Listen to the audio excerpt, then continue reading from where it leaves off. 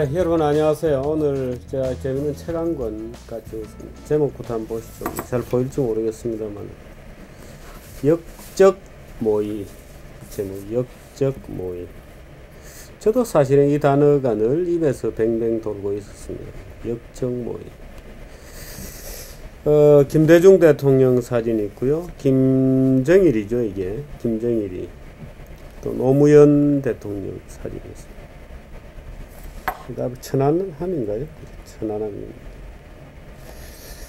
필자는 우리가 너무나 잘 아는 조갑제 언론계, 저 개인적으로는 잘 아는 언론계 대선배님이시죠. 오늘 사실은 우리 정규 TV가 주로 이제 정치 얘기는 잘 안 하죠. 또 외교 국방 이런 얘기도 거의 잘 안 합니다. 주로 이제 경제 문제 가지고 늘 얘기를 합니다만, 이 문제는 다르지 않을 수가 없어서 제가 이 기회를 쭉 잡고 있다가 한번 여러분들에게 한번 이건 꼭 여러분들도 알아놔야 된다 하는 생각이 들어서, 오늘 어렵사리 언론계 대선배이시기도 하고, 이분은 여러 가지로 평가가 많습니다만은 기자들 사이에서 이 조갑재 선배님에 대한 평가는 팩트 파인딩만큼은 죽인다 하는 게 우리 조갑재 선배님의 말하자면 사실에 대한 집요한 추궁, 취재 또는 사실에 근거한 어떤 논리의 전개, 사실 확인에 있어서만큼은 주장이라든지 이런 게 아니고 사실에 있어서만큼은 추종을 불허하는 기자 정신의 요체다, 화신이다. 이렇게 말씀하실 수 있는 분 모시도록 하겠습니다.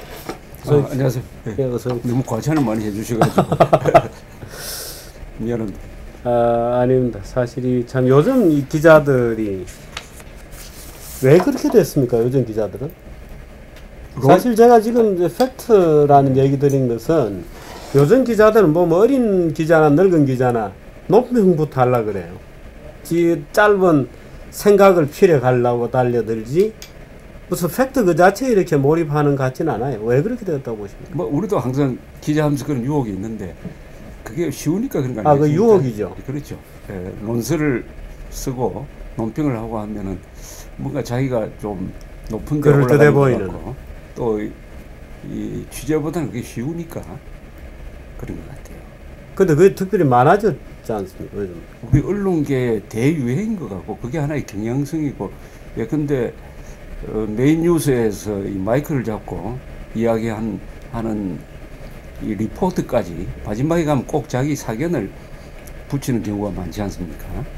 그게 한국 언론의 버릇이 되어버린 것 같아요. 습관이 됐다고 할까. 그게 무슨 기사의 도 같은, 말하자면 언론계 원로나 되면 이제 자기 말을 붙이거나 아니면 아예 논평 자체를 따로 분리해서 하거나, 그렇죠. 그렇게 해야 되는데, 요즘 보면 이 젊은 애들, 특히 이 TV 뉴스 같은 거 보면 처음부터 끝까지 거짓말을 해요. 사실과 다르거나 과장되거나 부풀리거나. 그래서 걱정. 오늘은 바로 팩트의 기자 정신을 그야말로 체화하고 계신 우리 조갑재 선배님 모셨는데, 오늘 어떤 얘기 해주실 겁니까? 사실 제가 이 자료를 보고 전에 일부는 제가 알고는 있었습니다만은, 많은 이들이 경악하고 있다. 너무 창피하고 화가 나서 다 읽을 수가 없었다. 어떤 얘기죠? 요새 이제 정문원 의원이 지난 10월 초에 국회에서 2007년 10월 3일에 평양에서 있었던 노무현 이 김정일 회담 로그 일부를 폭로했습니다. 거기에 대해서 이제 지금까지 이쪽은 이런 주장, 저쪽은 저런 주장 해가지고 왈가왈부하다가 정리된 게, 그 회담 대화록을 녹음을 해가지고 기록한 자료가 국가정보원에 보존되어 있다 하는 것까지는 처음에는 있다 없다 이렇게 말되어 있죠. 근데 있는 것은 확인이 됐죠. 국가정보원에서 보존하고 있다. 그래서 여야가 합의를 하면은 공개를 검토하겠다는 쪽으로 지금 국정원의 입장이 나왔습니다. 그래서 새누리당에서는 같이 하자고 하니까 야쪽에서 동의하지 않으니까 그래서 열람을 하자. 열람 거부를 하니까 최근에 보니까 어제입니까? 그 정보위원장이 국가정보원장을 또 이렇게 고발을 예. 하고 했더라고요. 그래서 저는 아주 이게 친숙한 문제고 뭐 2007년 10월에 임기를 6달 남겨둔 노무현 당시 대통령이 그 휴전선을 걸어서 넘는 식으로 해가지고 평양에 찾아가서 만난다는 그 시츄에이션 자체가 아주 비정상적이었지 않습니까? 왜 그랬나요? 그래서 이번에 취재를 해보니까 평소에 뭐 짐작은 했습니다만은 가장 확실한 어떤 증거라 그럴까 그걸 잡았어요. 예. 저는 취재는 뭐 이런 식으로 했습니다. 이 회담록을 읽어본 사람들이 있어요. 예. 예. 정부 쪽이죠, 물론. 여러 사람이 있습니다. 그런 분들을 통해서 확인한 바로는 가장 유명한 발언이 그게 하나 있어요. 그 회담에서 이제 노무현 당시 대통령이 김정일한테 여러 가지 약속을 해요. 어떤 약속을 하느냐. 서해 NLL은 남한에서는 영토선이라고 이야기하는 사람도 있지만은 예. 이제는 그것 가지고 더 이상 우리가 지킨다, 사수한다 이런 말 안 하겠다. 예. 그 위에다가 일종의 경제 지도로서의 평화 수역, 공동으로 예. 뭐 수역, 뭐 이런 것을 덮어 씌워서 이 문제를 해결하자. 또는 핵 문제에 대해서는 이상하게 한마디도 핵 폐기를 요구를 하지 않습니다. 동시에 국군포로 납북자 문제도 이야기하지 않아요. 그 대신에 북한에 대한 대규모 지원에 대해서는 여러 가지 이야기를 합니다. 뭐 조선공단을 지어준다든지 뭐 제2의 개성공단도 있고 뭐 그렇죠. 철로도 놓고 그래서 철로 예. 뭐 도로 개보수 해준다든지 천재지변이 일어나면 그것도 뭐 도와준다든지 이런 걸 쭉 이야기를 하니까 이 김정일이가 가만 들으니까 의문이 하나 생기는 거 아닙니까? 예. 그러니까 아니 남한에서 정권이 곧 바뀌는데 이렇게 그 해도 두 달 되느냐? 대통령 선거하기 2달 전이죠. 2달 전이죠. 이렇게 해도 되느냐 하니까 거기에 대해서 노무현 당시 대통령이 그러니까 쐐기를 박아야 합니다. 라는 요지의 이야기를 했어요. 근데 우리 정문원 의원은 그러니까 대못을 박아야 되는데 정문원 의원이 아니군요. 어느 언론사의 보도에 의하면 대못을 박아야 되는 데가 아니고 정확한 워딩은 쐐기예요. 쐐기를 박아야 합니다. 라고 이야기를 했어요. 저는 그 회담이 이루어진 게 바로 차기 정부에 쐐기를 박아가지고 차기 정부가 이제 이명박 정부로 넘어갈 가능성이 아주 확실할 때였습니다. 그러니까 이게 꼼짝달싹 못하게 그렇게 대북 지원 다 약속하고 NLL을 사실상 무력화시키는 어로 수역도 만들고 해가지고 한국 정부의 대한민국 정부의 심장 뇌수에 그야말로 말뚝을 박는 식의 약속이 바로 14선언이었다 하는 것을 알게 됐어요. 평소에 제가 가지고 있던 심정이 이번 이 취재를 하면서 하나의 확정으로 저는 바뀌었다고 생각합니다. 그러니까 그 회담은 쉽게 말하면은 차기 정부에 쐐기를 박는다.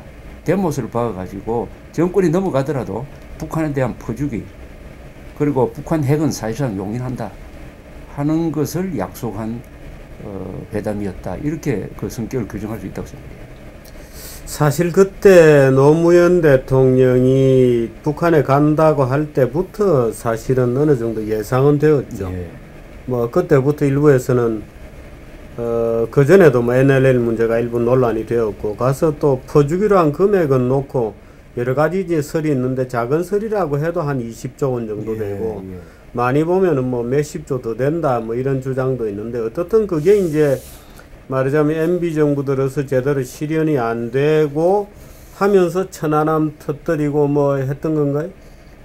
그러니까 이명박 정부가 들어서고 나서 우선 2008년 7월에 금강산 관광객 사살 사건이 있었지 않습니까? 예. 그때부터 이제 경색대가 대화가 막히는데 그해 연말쯤 되면은 북한에서도 대화를 타진해요. 예. 한국 쪽에. 그런데 요구가 14선언을 반드시 지켜야 된다.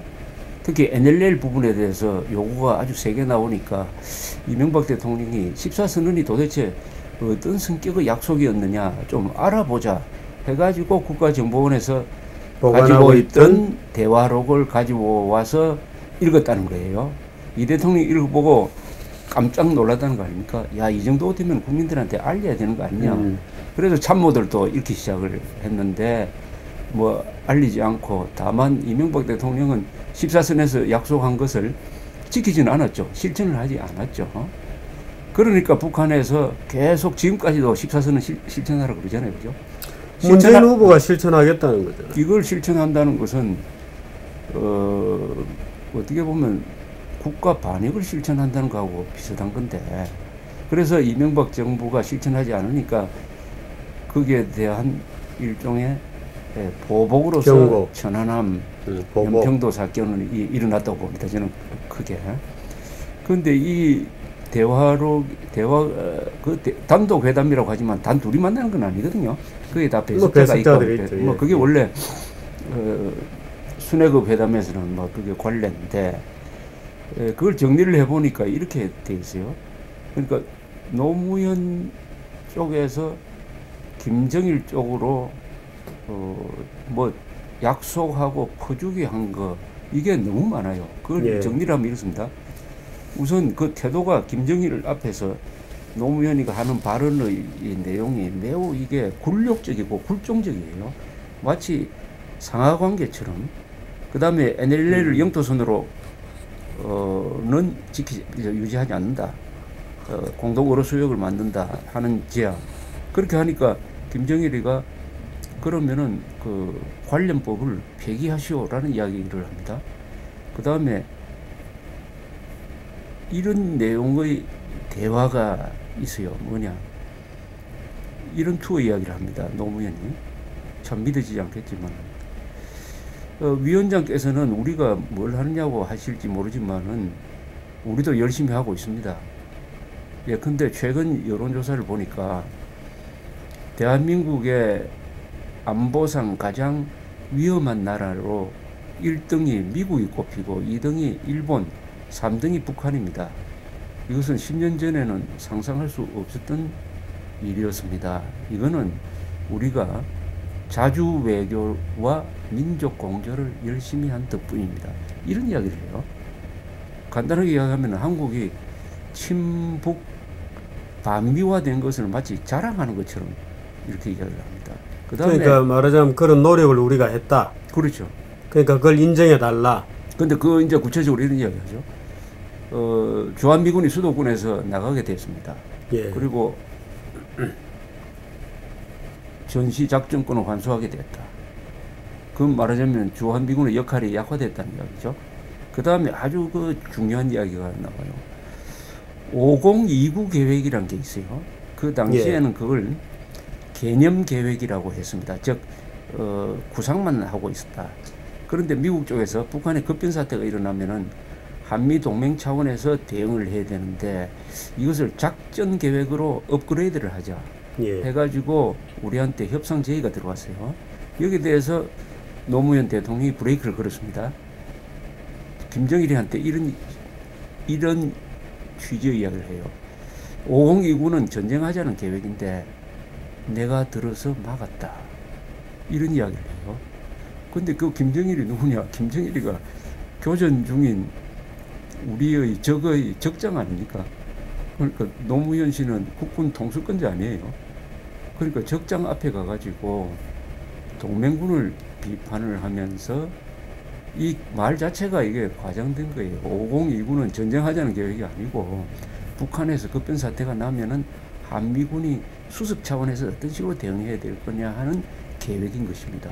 그런데 그 계획을 자기가 막았다고 이렇게 이야기해요. 그러니까 그 전에 개념 계획이라는 것은 기본적으로 이제 도상으로 한번 대강해 보는 거고, 말하자면 개념적으로.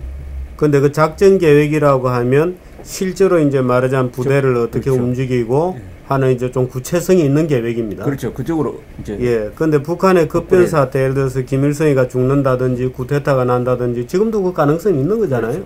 지금 뭐 김정은에게 넘어갔다고 하지만, 근데 그런 상황에서 우리가 어떻게 대응하느냐는 기본 계획인데. 그렇죠. 그걸 미국에서 만들자는 거예요. 우리 쪽으로 만들자고 했는데 노무현 정권이 반대해서 못 만들었습니다. 결국. 아니 근데 그거는 김정일을 위해서가 아니라 우리를 위해서라도 만들었어야 되는 거 아닌가요? 아니 이건 우리의 국가 의지가 그런 사태가 났을 때 이걸 통일로 가져갈 거냐 안 가져갈 거냐의 분수령이 되는 계획이에요. 지금 노무현 전 대통령의 얘기를 들으면 통일의 의사는 당초 없는 겁니다. 없다는 거죠. 그래서 이 발언은 굉장히 중요합니다. 그러니까 이 발언을 통해서 우리가 노무현 정권의 생각과 노무현 정권의 노선을 이어받고 있는 이 문재인 세력의 통일에 대한 생각을 이제 엿볼 수 있습니다. 우리 헌법도 그렇고 우리는 당연히 북한에서 급변 사태가 나고 하면은 이것을 통일의 계기로 삼아야 된다. 그러나 전쟁하자는 것은 아니다. 평화적 자유 통일의 계기로 삼아야 한다는 게 우리의 국가 의지이기도 하고 헌법에 적혀 있는 국가의 목표인데, 이 노무현 세력은 문재인까지 포함해가지고 노무현 세력은 그런 일이 일어나면은 오히려 북한 정권을 도와서 통일이 안 되는 방향으로, 통일이 안 되는, 북한에서 안정된 정권이 유지되도록 한다는 쪽으로의 사실상 분단 고착 정책을 쓰고 있다는 것을 알 수가 있습니다. 그 사실은 종북 좌익이라는 게 반통일 세력들이죠. 반통일 세력이죠. 반통일 세력. 그러니까 요새. 근데 그 제가 언젠가는 그 백낙청 씨가 쓴 무슨 글을 봤는데요. 예. 그 옛날에는 백낙청 씨가 저희들 뭐 학교 다닐 때만 하더라도 마치 통일 세력인 것처럼 뭐 늘 그렇게 가장을 해와주고, 근데 그건 무슨 글인가를 가만히 보니까 이미 반통일 세력으로 완전히 돌았더라고요. 그렇죠. 왜 그렇게 됐냐면 북한이 이제 90년대 들어와서부터 망조로 드니까 이제는 적화 통일이나 뭐 이런 것은 말도 안 된다는 게 확인이 되는데, 이제 해야 될 건 뭐냐. 한국의 종북 좌익 세력들이 남한의 흡수 통일되는 것을 막는 역할을 하고 있는데, 그걸 통일 안으로 건 것이 6.15선언 제2항인데 최근에 이 문재인 씨가 엄청난 지금 이야기를 하고 돌아다닙니다. 뭐라고 하느냐. 자기가 다음 집권하면 임기 중에 국가연합 아니면 낮은 단계의 연방제까지는 가겠다는 이야기를 합니다. 예. 국가연합은 북한을, 우리의 영토인 북한 지역을 하나의 국가로 인정해가지고, 합법적 국가로 인정해주겠다는, 인정해가지고 조선민주주의 인민공화국이라는 또 다른 주권 국가를 인정을 하고 대한민국과 동격으로 맞춰가지고 그 위에 통일 무슨 정부를 하나 세워가지고 일민족, 일국가, 이체제로 가겠다. 그것을 국가연합이라고, 헌법에도 없고 우리 통일 방안에도 없는 이런 반헌법적 이야기를 하는데, 낮은 단계 연방제는 그것보다 또 훨씬 더 위험한 북한식 연방제 통일 방안의 제1단계인데 이 두 개를 하겠다고, 이건 헌법에도 위반되는데 핵심은 뭐냐? 이건 통일 안 하겠다는 거예요. 통일 안, 분단 고착이고, 북한을 국가로 인정해버리면은 통일 못 하는 거죠. 국가와 국가 간의 관계가 되니까. 지금 제가 보니까 지금 이제 노무현 당시 대통령이 14합의에서 중대한 오류 또는 역적 행위를 했다고 본다고 할 때, 소위 이제 NLL 문제가 하나 있고, 그 다음에 지금 그 언론에서도 뭐 거의 안 다루고 있습니다만은 소위 5029 이 문제가 오히려 본질적인 문제 같습니다. 예.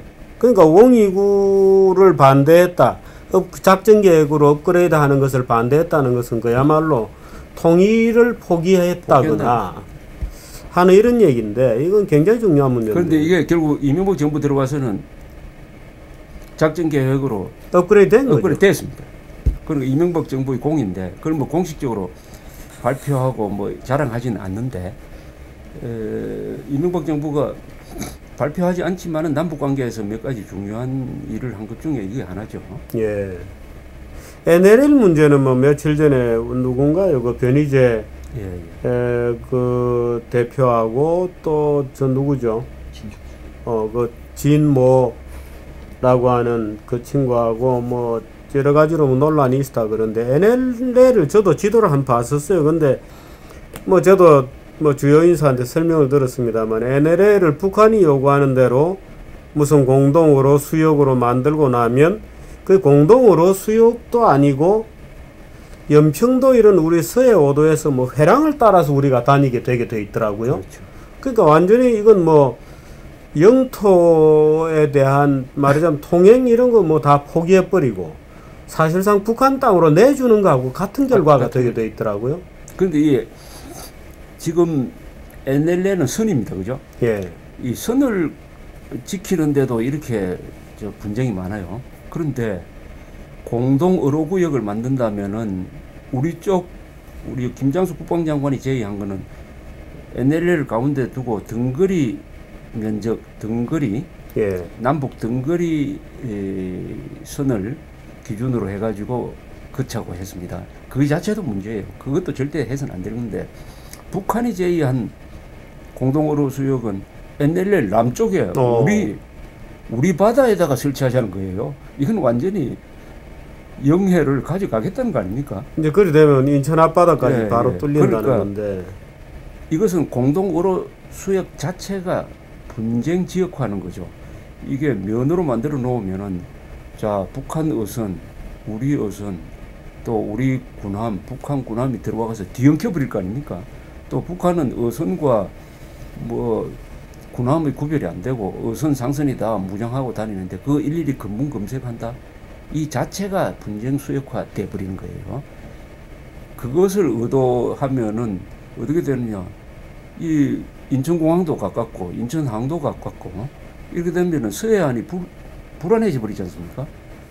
그러니까 적이 접근할 수 있는 거리를 아주 좁혀준다는 것인데 이것을 지금 문재인 씨는 하겠다는 거 아닙니까? 그리고 박근혜 씨도 북한이 NLL을 말하자면은 남북 간에 합의된 경계선으로 인정하면은 공동으로 구역을 논의할 수 있다. 이렇게 나오는데 그것도 저는 물론 북한이 인정을 안 하겠죠. 북한이 못 받을 카드를 던지면서 14선언을 존중하는 그런 입장을 취하고 있는데 어쨌든 이 NLL은 선으로서 지켜야지 이걸 면으로 만들면은 분쟁 수역이 되고 분쟁 수역이 되면 그 지역이 우리 수도권의 옆구리를 지키는 아주 전략적인 지역이기 때문에 우리 안보에 근본적인 불안이 온다 이렇게 생각합니다. 지금 그런 내용들이 소위 그 김정일 노무현 대화록에 들어있고 그것을 안기부가 가지고 있고 그것을 이명박 대통령을 비롯한 현재 정부의 고위 인사들은 웬만하면 읽었다. 근데 왜 청와대는 좀 뭐 공개를 안 합니까? 그러니까 이게 이제 지나놓고 복귀를 하면은 2008년 말에서 2009년 초에 이명박 대통령이 읽고 이것은 완전히 국가 반역적 내용을 가지고 있으니까 국민들한테 다 알리고 필요하면 법적 뭐 수사를 하든지 뭐 국정조사를 하든지 해가지고 해서 써야 돼요. 그만한 중대 사안입니다. 이거는 중대 사안이고 역적모의라는 표현을 제가 책 제목으로 쓸 정도니까. 아니 내용을 들어보니까 역적모의라는 말 외에는 뭐 교전 중인 나라에서 우리나라 국군 통수권자가 적장 앞에 가가지고 몰래 항복 비슷하는 이야기를 이적적인 이야기를 하고 있어요. 하여튼 이명박 정부가 그런 식으로 딱 깨고 나왔었어야 됐는데 뭐 여러 가지 정치적 상황 때문인지 모르지만 또 노무현 당시 대통령의 뭐 자살 사건도 있고 당시 대통령 전 대통령의 자살 사건도 있고 해가지고 자살 사건 나고 나서 본 겁니까? 전이죠. 그 전이죠. 자살은 2009년 5월이고 이것을 봤다는 것은 2009년 초예요. 그래서 덮여져 있다가 이번에 정문원 의원의 폭로로 이 문제가 제기가 되었으니까 여기서 반드시 이걸 공개를 해야 될 이유가 있습니다. 첫째는 이 공개를 하지 않으면은 14선언이 남북 간에 맺어진 유효한 선언으로서 차기 정부에 이월이 되고 북한 정권은 14선언 이행을 하라고 압박을 할 거예요. 이행하라는 의미는 그 대화록에 적혀 있는 것이 배경이고 그것이 문서화된 게 14선언인데 그거는 우리 안보나 여러 문제, 치명적인 문제를 가지고 있습니다. 더구나 이 대화록을 보면 사실은 핵 문제, 북한의 핵 개발은 남한 정부에서 더 이상 문제 삼지 않겠다는 내용까지 이미 오히려 노무현 본인이 뭐 북한을 위해서 북한을 변호하고 다닌다 이런 얘기도 있다고 그러대요. 그건 정문원 의원이 그렇게 이야기했죠. 그러니까 내가 전 세계를 돌아다니면서 북한 핵의 정당성을 북한 대변인처럼 열심히 홍보하고 다닌다 이거예요. 근데 이걸 읽은 사람들에는 북한 핵을 홍보하고 다닌다가 아니라 그냥 막 북한을 홍보하고 다닌다는 정도로 쓰여져 있다고 하는데 막 그게 그거예요. 또 이명박 노무현 당시 대통령은 여러 기회 있을 때마다 북한 핵 개발은 체제 유지용이니까 뭐 걱정할 필요 없다라고 정당성을 자기가 먼저 설명하고 다닌 증거들이 있죠. 한쪽은 아닙니다. 예. 그렇다고 봐야죠. 그런데 하여튼 이 공식적인 자리에서 뭐 이 회담이 의미가 있으려면은 반드시 핵 개발을 중단하라. 핵 개발 중단하면은 우리는 공단도 지어주겠고 도로 보수해주겠다는 이야기를 했었어야 돼요. 근데 그 이야기는 하지도 않고 일방적으로 북한에 수십조가 들어가는 대북 지원 약속을 했으니까 김정일 입장에서는 남북 간에 있어서의 핵 문제는 끝났다. 뭐 이렇게 생각을 했겠죠. 그래서 이것을 이명박 정부가 공개하지 않으면 차기 정부에 부담을 주게 된다. 그리고 이미 이 문제가 정문원 의원의 폭로가 일어난 바로 며칠 전에 북한에서 박근혜 후보가 NLL은 반드시 지킨다는 전제하에서 이 발언을 하니까 바로 북한에서 뭐라고 이야기하느냐. 그 뭐로 하는 이야기다. NLL은 이미 불법적이고 무효화하기로 남북 간에 합의가 된 것이 14선언인데 그것도 모르고 그따위 소리를 한다고 아주 상욕을 섞어가면서 박근혜 씨를 공격을 했어요. 예.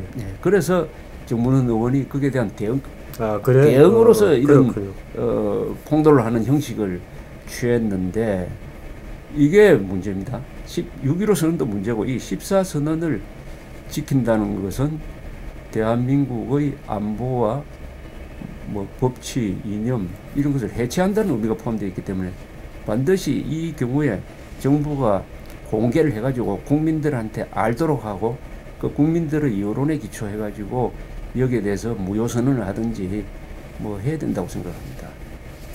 지금 사실 NLL이라고 하는 것 자체가 이제 종전할 때 사실상 서해상의 거의 모든 영역이 말하자면 한미의 유엔군의 지배 영역이었는데 물려줬던 거죠. 돌려준 거죠. 돌려주고 땅 따먹게 한 게 아니고 그러니까 노무현 씨의 발언이 참 악랄한 건데 우리가 땅 따먹기 위해서 건 선이 아니고 땅을 돌려주기 위해서 건 선이에요. 그러니까 서해상의 거의 모든 섬 다 가지고 있다. 그러니까 사실 북방 말하자면 NLL이라는 게 우리가 여기까지 더는 안 올라가겠다는 뜻이었잖아요. 그러니까 북방 한계선이지. 그러니까요. 우리가 더 안 올라갈게 나머지 너희들이 쓰라 하고 양보해 준 것이고. 우리가 봐준 거죠 사실.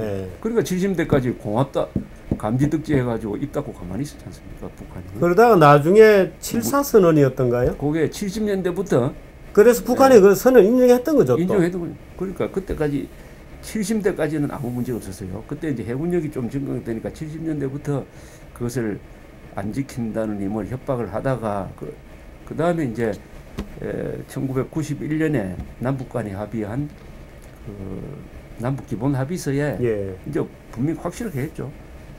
지금 양쪽이 다 관할 하고 있는 이 경계선은 상호 존중하기로 했다 해가지고 끝난 사건이에요. 통일 때까지는 말하자면 이것은 지금 NLL로 유지한다는 합의를 한 건데 김대중 정부 들어서니까 북한에서 이제 만만하게 보고 거기에 뭐 평리해전이라든지 이런 것을 일으키면서 세상 문제가 된 거죠. 세상 남한의 좌파 정권이 불러들인 노무현은 왜 그런 짓을 했습니까? 저는 노무현 당시 그것도 대통령 선거 2달 남았고 권력 넘겨주는 거 불과 4개월 전인데 그래서 이것은 저는 느낌이 노무현 대통령이 떠밀려서 평양으로 간 거 아니냐 이런 생각이 자꾸 들어요. 물론 노무현 대통령은 그분을 이해해주는 차원에서 이야기하면은 무슨 정교한 이념을 가진 좌파는 아니에요. 아니고 어떻게 보면 감정적 좌파예요.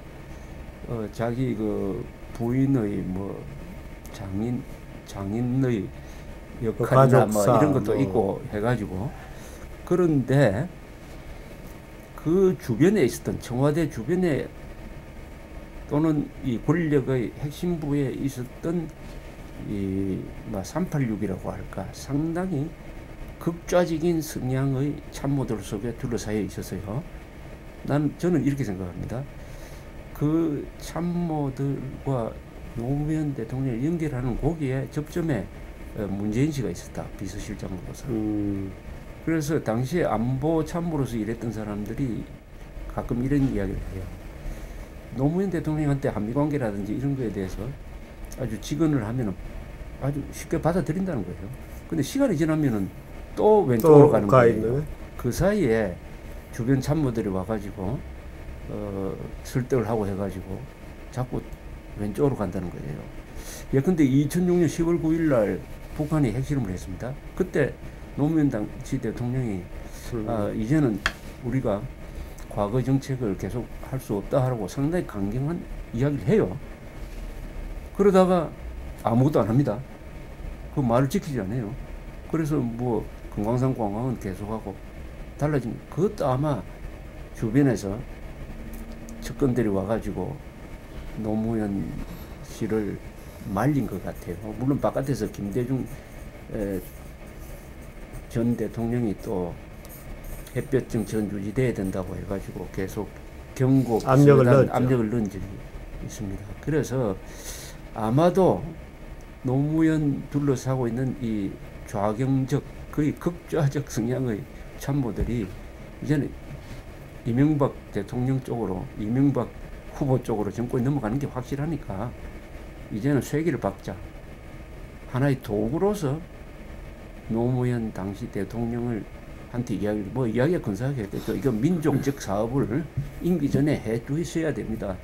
그게 바로 사실은 쇠기를 박는다는 표현으로 나옵니다. 제가 느낀 거는 지금 우리나라의 노무현 당시 대통령을 포함해서 광범위한 형태의 종북 내지는 종북 외곽 세력들이 북한이 망해서는 안 되겠다. 첫째, 북한을 살려놔야 되겠다. 또 북한이 살 수 있도록 도와줘야 되겠다. 그렇죠. 김정일이가 망하면 안 되겠다. 그렇죠. 뭐 말하자면 그런 결론을 내리고 있는 것 같아요. 그렇죠. 지금도 마찬가지죠. 그건 지금도 마찬가지고. 그러니까 이제 수십조 원이 투입되는 어마어마한 경협을 그렇죠. 약속하고 왔거든요. 그렇죠. 어떻든 김정일을 살려야 된다. 북한 정부를 살려놔야 된다고 하는 기본적인 선이 있는 거 아닌가. 그렇죠. 그러니까 이게 제일 큰 문제는 통일에 대한 생각이 다른 거예요. 그죠?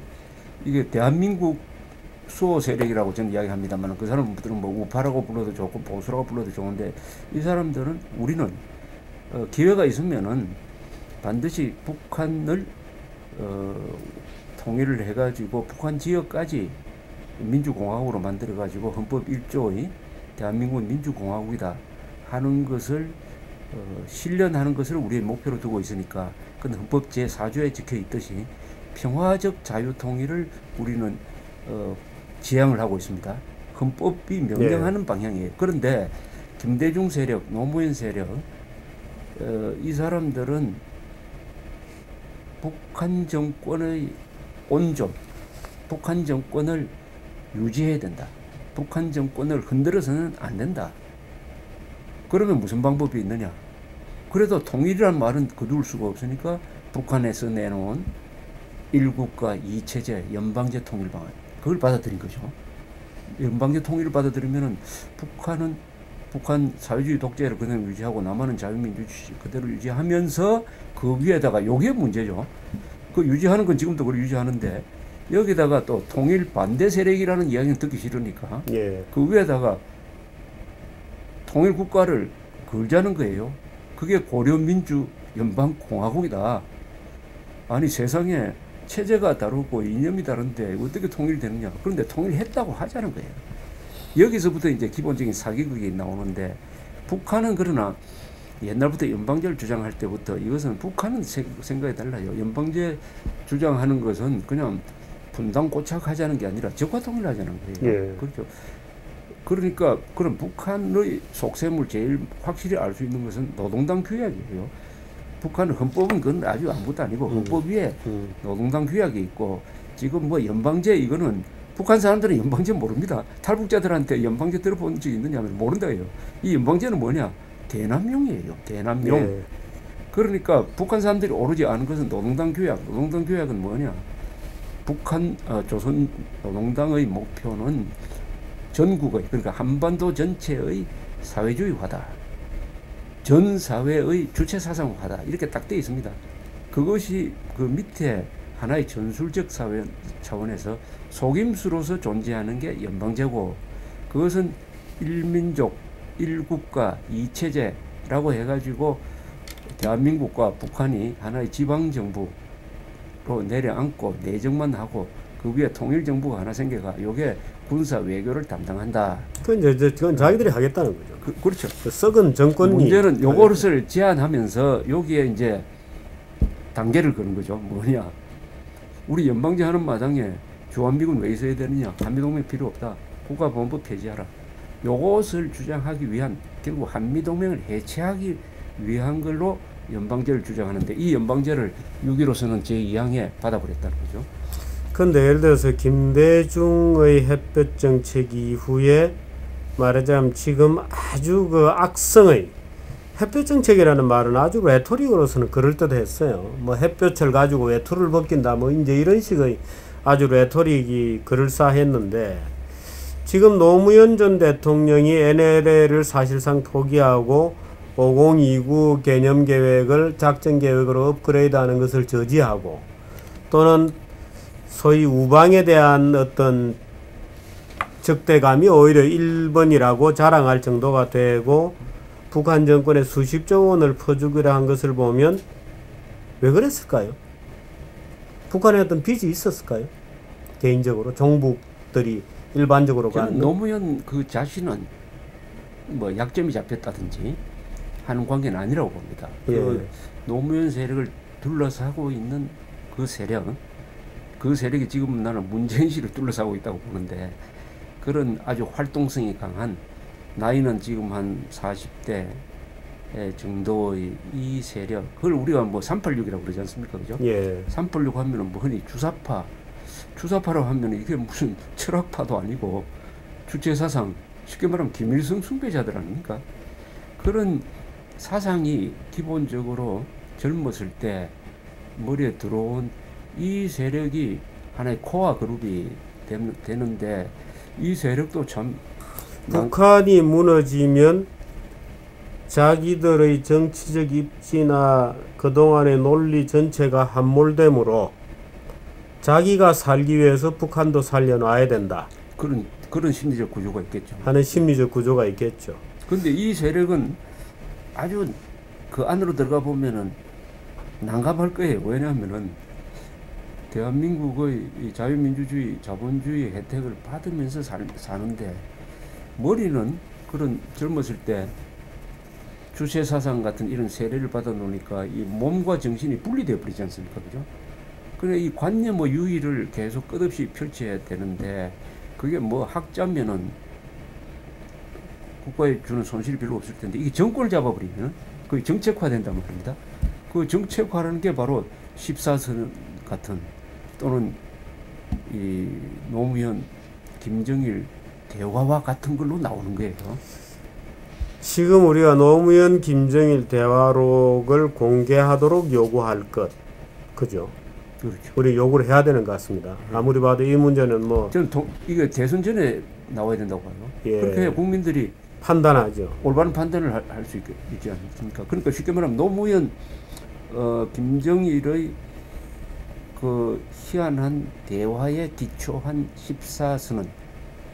14선언을 막 간단하게 요약하면은, 북한 핵은 용인한다, NLL은 포기한다, 북한의 수십조의 일방적 지원을 한다, 국군포로 납북자 문제, 그것은 북한에 대한 내정 간섭이므로 우리 더 이상 주장하지 않는다는 이 14선언을 개성하고 실천하려는 세력을 이번 대선에서 선택할 거냐, 아니면은 거기에 대해서 비판적인 세력을 선택할 것이냐 하는, 우리야 다 안다고 보고, 우리 정 실장도 다 아시는 분인데, 문제는 일반 국민들이 모르고 있다는 거예요. 그래서 저는 이 대화록은, 또 그 대화록 안에 무슨 군사 비밀도 없어요. 뭐 비밀로 분류해야 될 하등 이유가 없어요. 약간 보신 것 같습니다. 난 보진 않았습니다. 보진 않았는데 뭐 내용은 이제 이제 그 아는 입장에서 보면은 예. 군사, 그리고 그건 공개할 때 뭐 군사 부분은 빼버리면 되죠. 빼버리면 되고, 이것은 비밀의 가치가 하나도 없는 거예요. 그리고 뭐 주장과 기사를 통해서 이미 드러났고, 그것을 요약한 게 14선언이니까 이걸 전문을 공개를 해야 됩니다. 전문 공개해가지고 이 대화를 생생하게 국민들이 알고, 그 다음에 뭐 누구를 찍든지 선택을 할 수 있도록 하는 기회를 이 정부가 제공해 줘야 됩니다. 이 정부가. 이명박 정부가 잘한 것도 많고, 저는 이명박 정부가 20% 지지를 받는다는 것을 참 억울하다고 봅니다. 북한에 뜯어먹히지 않고. 그러나 가장 잘못한 게 이런 문제, 그러니까 북한에 대해서 김대중 노무현 정부 시절에 70억 달러가 들어갔다, 핵 개발과 미사일 개발에 쓰였다 하는 이야기를 이명박 대통령이 하고도 후속 조치로서 그 국정조사를 한다든지, 청문회를 한다든지, 수사를 한다든지 이런 조치는 일제 취하지 않았어요. 아니, 이런 중대한 문제에 대해서 적의 핵 개발을 도와주는 것은 그건 간첩이 아니라 그 반역 중에서도 어마어마한 반역인데, 그런 정보만 이야기하고 아무런 조치를 취하지 않았어요. 아니, 이명박 대통령이 무슨 논평갑니까? 또 이런 대화록의 존재를 알고도 아무런 조치를 취하지 않았어요. 자기들끼리 알고 막 그쳐버렸습니다. MB 대통령이 약간 논평가적 기질이 있어요. 나무 일처럼. 그 촛불 시위 나왔을 때도 뭐 뒷산에 올라가서 뭐 아침 이슬 잘 들었다고 노래 불렀다고 약간 논평가적 기질이 있는데, 저는 약간 의심스러운 게 노무현 김정일 14 대화록 외에 김대중 대통령의 방북 당시에도 기록이 있을 거다. 있죠. 거기에는 뭐가 있겠는가? 그게 중대한 정보가 하나 있어요. 그것도 저 역적 모의에 쓰셨어요? 한 차트로 썼는데, 이게 뭐냐? 김대중 대통령이 김정일을 만나고 돌아와서 가장 강조한 게 하나 있습니다. 김정일 위원장이 놀라운 이야기를 했다. 주한미군은 통일 이후까지도 있어도 그렇습니다. 좋다고 이야기를 했다. 왜냐하면 동북아의 안정과 평화 유지를 위해서. 그래서 주한미군 문제를 해결했습니다. 이것이 이번 회담의 가장 큰 공입니다. 이렇게 이야기를 했어요. 예. 이 이야기를 한두 번 한 게 아니고 뭐 외신 기자들한테도 하고, 저는 그게 그분이 노벨 평화상 받는데 중요한 그 공적이 되었다고 생각합니다. 그런데 아무리 생각해도 이해가 안 되는 거예요. 그 뒤에도 계속 북한에서 주한미군 철수하라는 이야기를 공식적으로 합니다. 그럼 뭐 어떻게 된 거냐? 과연 김정일이가 이런 이야기를 했겠느냐? 라고 의심을 하고 있던 차에 2001년 가을입니다. 임동원 통일부 장관이 국회에서 홍사덕 의원의 질문에 대해서 놀라운 답변을 해요. 이 사람이 이렇게 이야기합니다. 통일 이후까지 주둔하려 해도 좋다고 하는 그 주한미군은 지금의 주한미군이 아닙니다. 어떤 주한미군이냐? 내가 그 자리에 있었는데 김정일 위원장의 말은 이렇습니다. 즉, 이 주한미군의 성격을 바꿔가지고 북한에 대해서 적대적 태도를 포기하고 일종의 평화유지군 또는 밸런싱 롤 또는 스테빌라이징 롤을 하는 평화유지군으로 있으면은 통일 이후에 계속 있어도 좋다는 뜻이었습니다라고 이야기를 해요.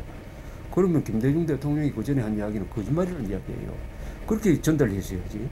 그러면은 주한미군이 북한에 대한 적대적 태도를 포기하고 평화유지군으로 있을 수 있느냐?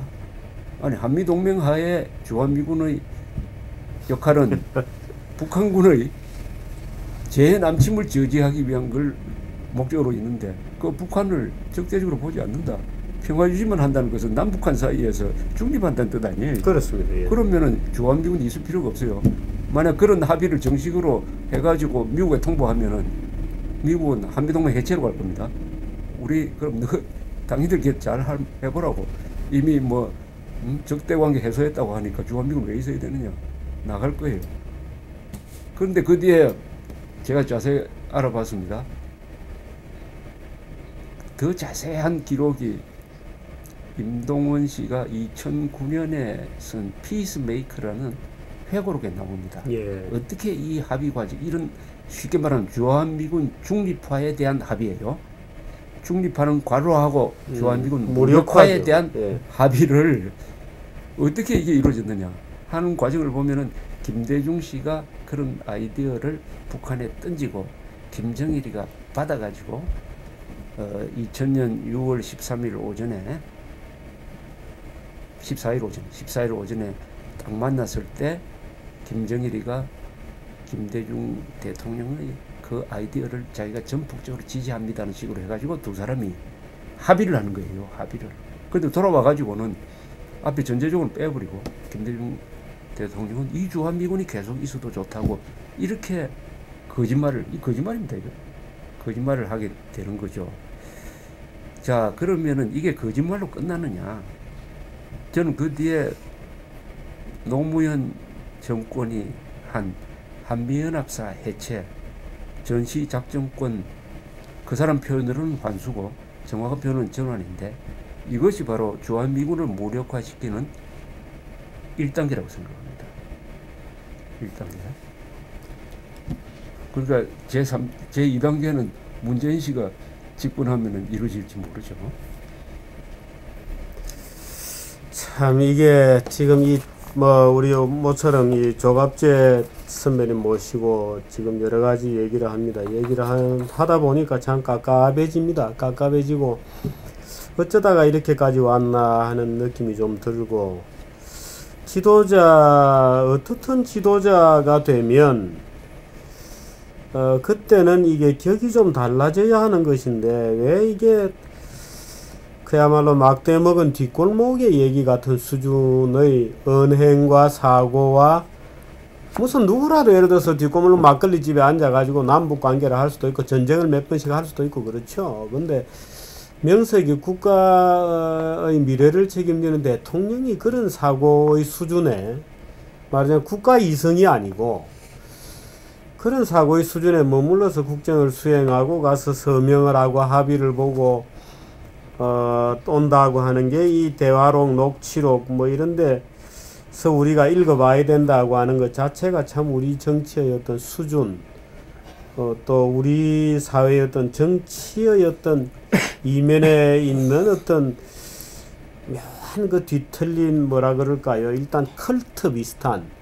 무슨 이상한 뭐 사교 집단 비슷한 그런 어떤 정서가 공식적인 어떤 영역에까지 굉장히 침투한 것이다 하는 그런 느낌을 좀 받습니다. 근데 제가 볼 때는 이게 14대화록이 뭐 전면적으로 공개되는 것은 우선 1단계로 당장에 뭐 선거 전에라도 공개가 되어야 될 것 같고, 그 다음에는 어떻든 일정한 시기를 봐서 사실은 이 6.15 그에 관련된 여러 가지 대화록도 차제 공개가 되는 것이 옳을 것 같습니다. 뭐 저는 사실 아까 제가 우리 조 선배님한테 여러 가지 이 사람들이 왜 그랬을까 하는 질문을 던졌습니다만은, 저는 이 사람들이 그렇게 하는 이유가 어떻든 북한은 망하게, 김정일 정권을 망하게 해서는 안 되겠다고 하는 나름대로 어떤 공통의 어떤 음모론적 어떤 합의가 있는 거 아닌가 하는 생각을 늘 갖습니다. 이게 하는 거 보면 김정일 정권을 망하게 했다가는 자기들의 현재 대한민국 안에서의 정치적 입지가 괴멸될 것이므로, 아마도 자기들의 말하자면 뭐 일종의 뭐라 그럴까요?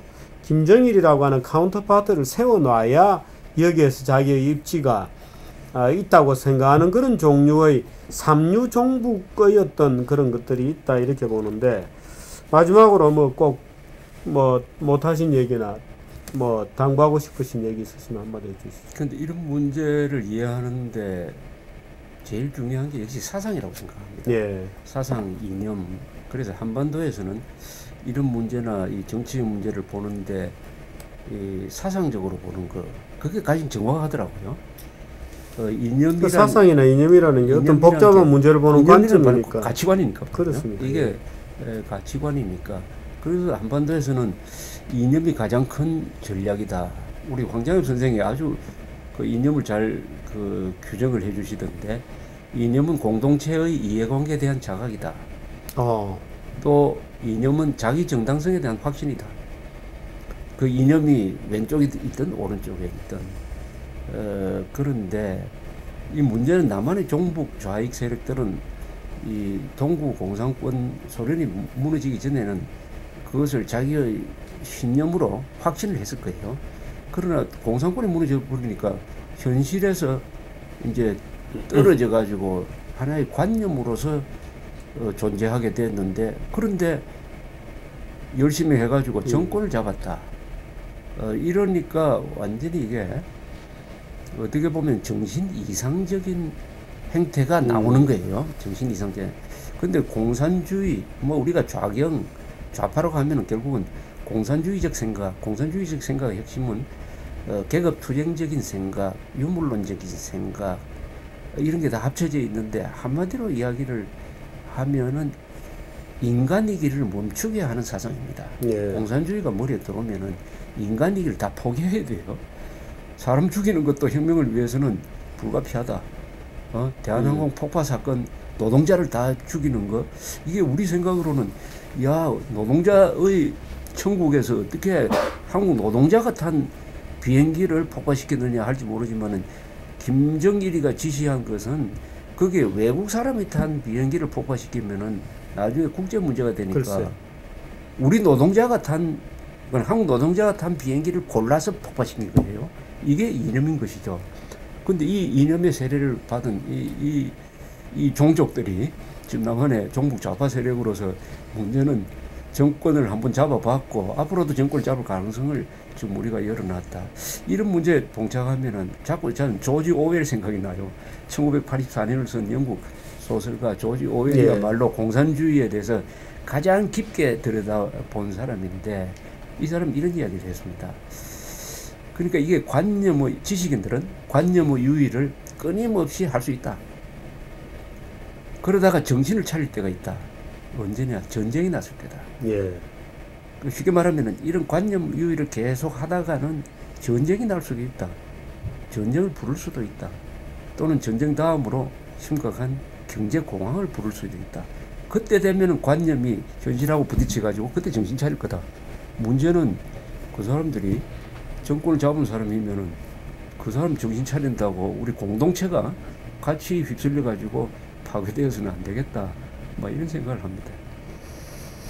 뭐 조지 오웰까지 말씀해 주셨는데, 뭐 사실 참 이게 이 잘못된 관념의 노예가 되어서 저렇게 말하자면 김정일에 추종하고 김정은이가 잘 되고 살아 있어야 자기의 이쪽에서 정치 생명이나 논리나 사상의 안전이 보호된다고 생각하는 저 처구니 없는 종류의 인간들이 저는 반성 안 할 거라고 봅니다. 어떤 세상이 와도 뭐 돌면 돌아버렸지, 그 반성할 종류의 사상적 기반이나 논리적 어떤 인식 능력이 없다고 보기 때문에 늘 답답한 것을 느끼는데. 근데 그 반성하도록 만드는 게 국민이라고 생각합니다. 결국 이 민주주의 사회니까. 예.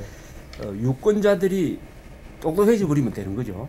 근데 저는 이번에 12월 19일 날에 심판받는 거는 후보도 심판받지만 우리나라 국민들, 유권자들의 수준이 어느 정도인지도 이제 심판받는다고 보는데, 그렇습니다. 이게 천안함 폭침이 북한 소행이 아니라고 생각하는 유권자가 30%나 된다. 이 30%가 투표장에 간다는 사실이죠. 이 사람들이 어떤 사람을 뽑을 거냐. 그것이 잘 나타나는 게 19대 국회죠. 19대 국회 예. 300명 중에 지금 전과자가 61명이고 그 중에서 국가보안법, 방공법 위반자가 29명인 이런 국회를 뽑았다. 그러니까 종북 좌익 세력들은 그 민주주의의 틀 속에서 온전할 수 있는 상당한 기반을 지금 갖고 있다. 그러면 우리 국민들이 깨어나가지고 천안은 복지금이 북한성이 아니라고 생각하는 사람이 한 5% 정도 줄어들도록 우리 지식인들이 열심히 국민들을 설득을 하고 이런 책을 내가지고 진실도 알리고 예. 이번에 우리 정 실장이 하시고 계시는 이 뉴미디어로서의 정규제 TV 이런 게 많이 생겨가지고 이 유권자들이 안 속으면은 이 종북좌파 문제가 해결된다고 봅니다. 예. 그러니까 이 유권자들을 속이는 지금 경쟁을 하고 있는 거 아닙니까? 종북좌파들한테 속아 넘어갈 거냐, 우리 대한민국파가 그 진실 지켜낼 거냐 하는 이제 또뭐 단일화 쇼를 하는 동안에 이제 검증을 피해가고 그렇지. 번개불에 콩을 어떻게 볶아 먹어보려고 저렇게 애를 쓰고 있죠. 그 참 가정스럽습니다만 어떻든 뭐 저런 과정이 현실에서는 진행 중이고, 문제는 우리 국민의 지력 또는 우리 국민의 정신력 또는 우리 국민들의 뭐라 그럴까요? 어떤 장기적인 역사가 나중에 입증해 줄 어떤 현명함이라고 할까요? 그런 것들이 지금 시험대에 올라 있습니다. 저는 오늘 모처럼이 늘 뭐 경제 얘기 이런 것만 하다가 오늘 우리 조갑재 선배님 모시고 이 노무현 14 남북 정상회담 뒤에 얽힌 참 어처구니 없는 뭐 이 대화록 그 독후가 뭐 너무나 굴욕적이라서 다 읽을 수가 없었다 이렇게 되어 있습니다만은 이 관련된 얘기를 참 착잡한 마음으로 또 대선이 이제 불과 뭐 얼마 안 남은 이 시점에 같이 좀 나눠봤습니다. 교수님 뭐 종종 나오시죠? 예, 감사합니다. 너무 오늘 처음이십니다만은 뭐 거리 시내 그렇게 거리도 멀지 않은데 그렇습니다. 종종 좀 나와주셨습니다. 제가 이 오늘 조수면님 모셨고 며칠 있다가 그 이제 북한 뭐 인권 운동하시는 이런 분도 한번 좀 초대를 해서 얘기를 좀 들어보려고 합니다. 사실 우리가 꼭 뭐 경제 문제라는 게 이 국가 안보나 국가의 어떤 그 장래의 어떤 안전성 뭐 이런 게 보장이 되고 나야 사실은 그렇죠. 그 위에 이제 경제적 자유가 안보가 가장 큰 복지 아닙니까? 그렇습니다. 그래서 오늘 모셨습니다. 고맙습니다. 고맙습니다.